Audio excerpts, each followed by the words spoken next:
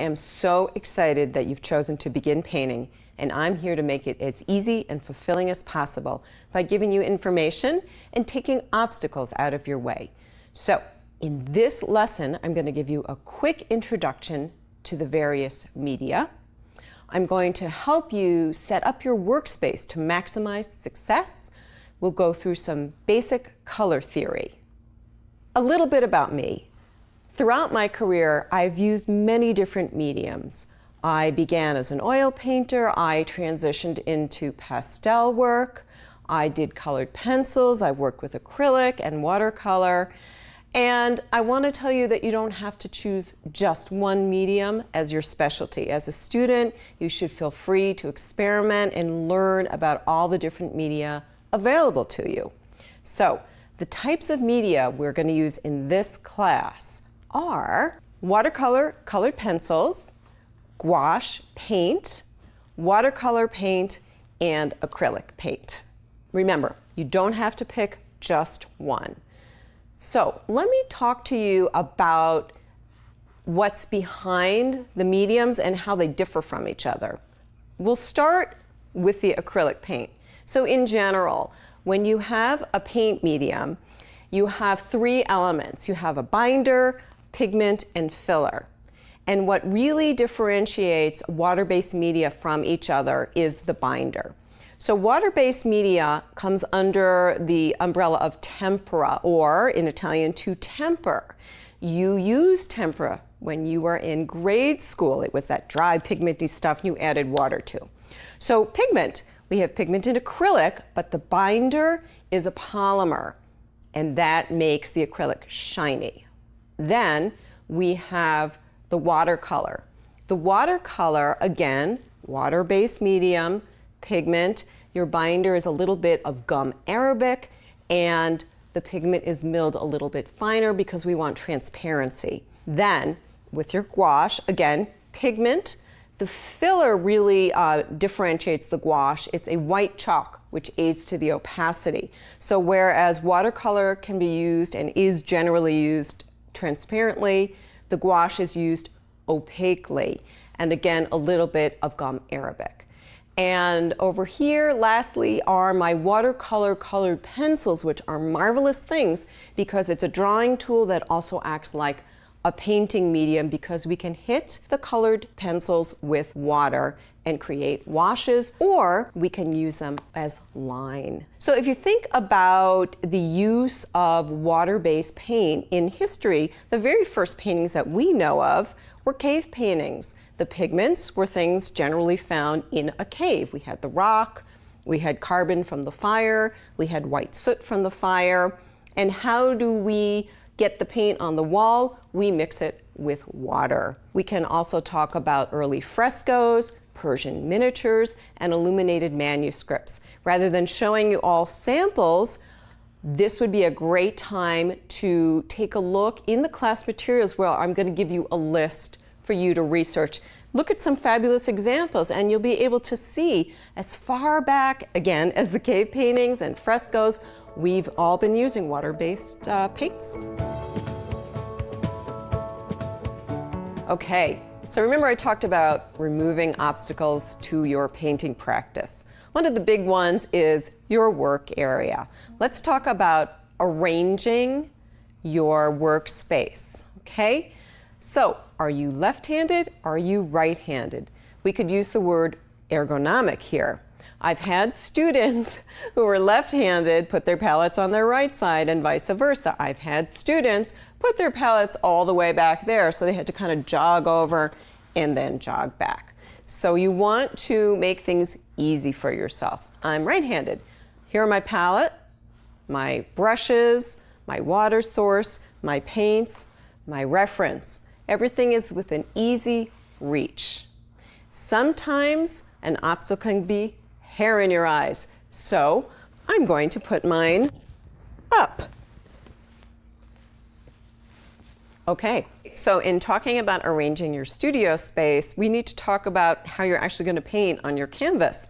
I keep mine propped up as opposed to completely flat. When your canvas is completely flat, You might run into a foreshortening problem, which is when the image appears to be condensed. This way I can see my work and I don't get any distortion. But if I'm working bigger than 8 by 10, I might go over to my easel and work vertically. That way I get no distortion. However, if you're working with watercolor, unless you like the dripping effect, you do not want to work vertical because the water will follow gravity and drip all over it. So I've got it prepped up just a little bit. You'll surely have something in your studio that you can tuck underneath the canvas and work with it that way. All right, let's talk about palettes. I know it's very romantic to want to stand there with that classical round palette with your thumb through the hole. And you can use that when you're painting outside because it's a long way to the ground. But I don't have to hold my palette in the studio. My needs are a little different. What I want is adequate mixing room. I want wells for my paint. I have additional mixing area in the cover, and I use the cover when I'm done with my studio work. I'm going to mist the paint, cover it up, and I'm all ready to go for the next day. And that is a big bonus if you can find a space in your home to set up your studio and not have to take it down at the end of each night.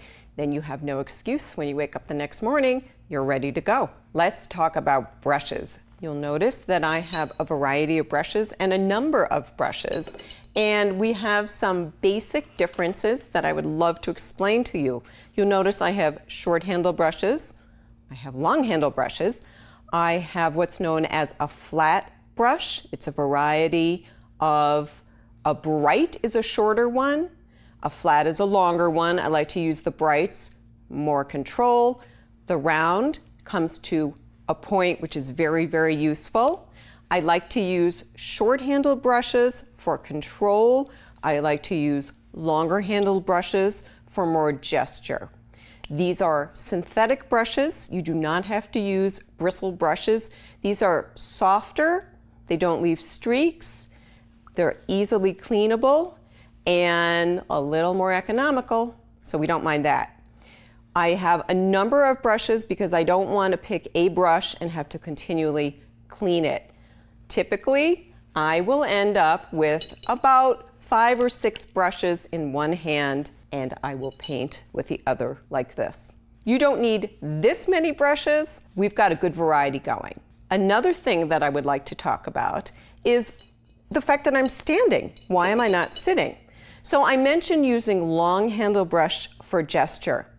When you sit, you tend to grab your brush in what I like to call the death grip, and you use a very small gesture. When you stand, you tend to move your hand from your shoulder, and you get the gesture of your entire arm. You can also stand back from your work and see things. So it just gives me more variety and more gesture. And you could sit down if you get tired, but for work, I always stand. So if we're talking about painting, we need to talk about basic color theory. You'll notice I only have 7 tubes of paint here.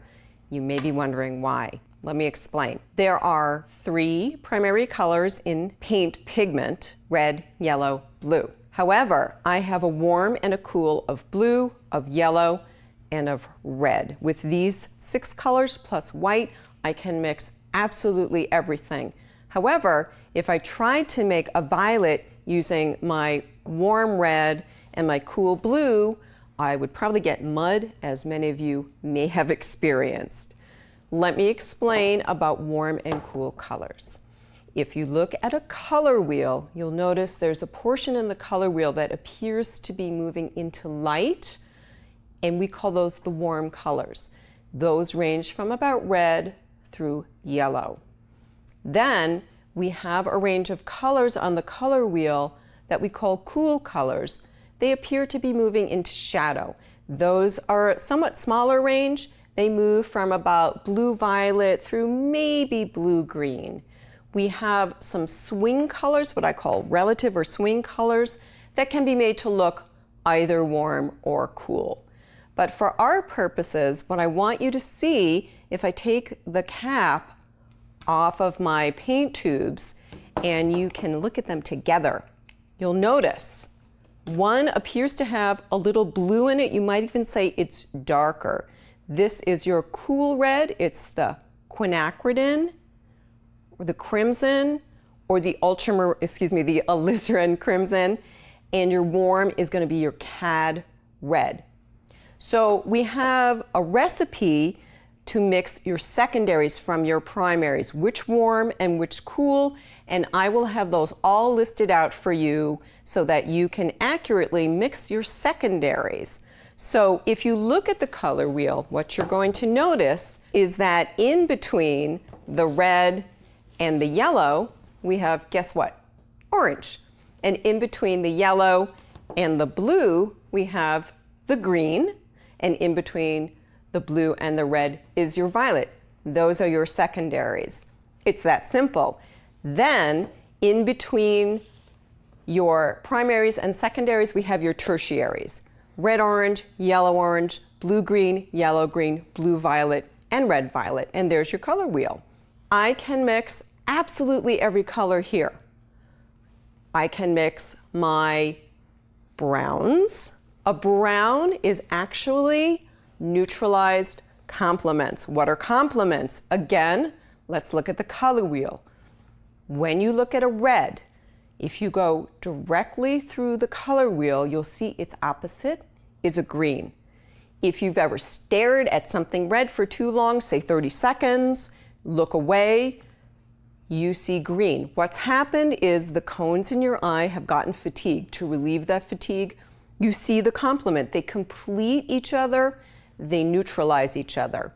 So when we mix from red to green through the center of the color wheel, if you could picture a big N for neutral, those are your browns. We don't always want to mix a brown. Sometimes we just want to dull a red. So we mix a little green.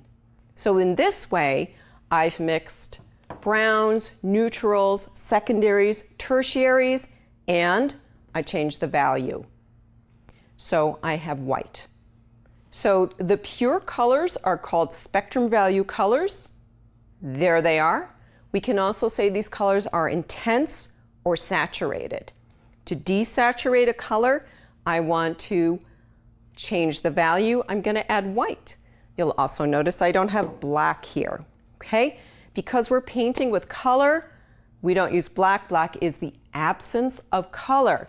How do I make a dark?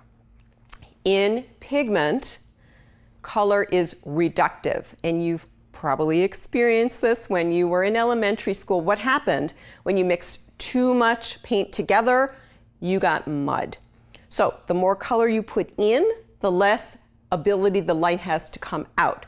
So those darks, those blackish colors, are just layered primaries. So if you can see it in your still life, in your landscape, it isn't black, it's a color, including your shadows. So with my 7 tubes of paint, I can mix absolutely any color I want. The exception, however, will be when we get to our colored pencils. Because we don't physically mix the colored pencils together, we layer them. We actually need a bigger set with different colors that reduce the chromatic intensity. Again, that means colors that already have white mixed into them. All right, so we're ready. Let's put together your studio. Remember, it's really beneficial to try and find a place where you don't have to clean up every single time, okay? So let's gather up your paint and get ready to go. In our next lesson, we are going to begin painting in something called